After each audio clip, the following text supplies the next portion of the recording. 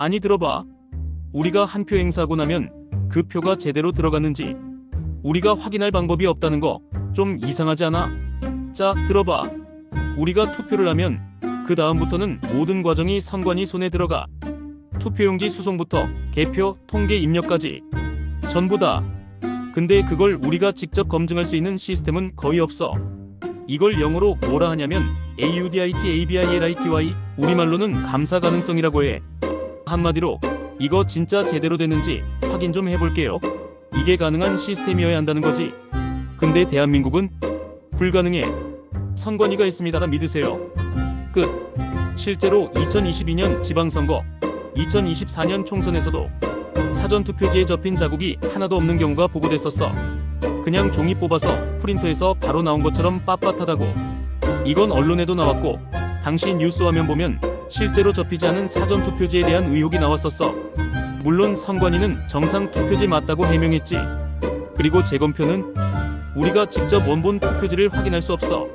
재검표를 해도 투표지 스캔본이나 원본을 보여주지 않거나 아예 보기 어렵게 만든다는 지적도 있었고, 여기서 의문. 왜 투명하게 안 보여주지?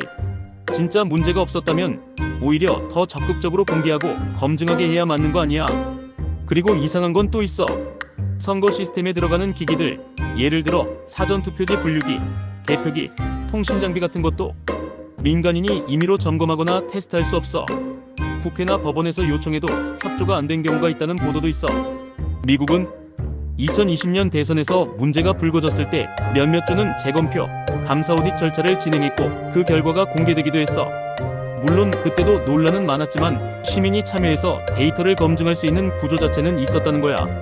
근데 우리는 그냥 문제없다니까 믿어. 뭘 보여달라면 법에 따라 불가. 의문 제기하면 선거 음모론자 낙인. 이러니까 사람들이 불신을 가질 수밖에 없는 거지. 진짜로 투명하고 공정한 선거라면 검증을 막을 이유가 없어. 오히려 환영해야지. 이건 정치를 떠나서 진짜 기본 중에 기본이야. 내가 한 표 던졌는데 그게 진짜 반영됐는지 확인할 수 있는가? 그 질문에 예라고 말할 수 없다면 그건 시스템에 문제가 있는 거지. 투표는 민주주의의 꽃이라며. 그럼 그 꽃 진짜로 피었는지 우리 눈으로 볼 수 있어야 할 거 아니야. 나는 지금 누가 당선돼야 한다 이런 얘기하는 게 아니야. 그냥 시스템이 너무 깜깜이라는 걸 말하는 거야. 그래서 묻는 거야. 왜 우리는 선거 결과를 검증할 수 없게 만들어놨을까? 정말 떳떳하다면 보여줘야지. 왜 가려? 믿으라는 말 말고 보여줘. 민주주의는 믿음으로 지키는 게 아니라 검증할 수 있을 때 지켜지는 거니까. 이제부터라도 우리 믿는 것보다 확인하려는 습관 좀 들이자. 그래야 진짜 우리가 나라의 주인이라고 말할 수 있는 거야. 다음 선거 때는 이러지 않기를.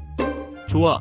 오늘도 영상 봐줘서 고맙고 구독과 좋아요는 프린터로 뽑지 말고 직접 눌러줘.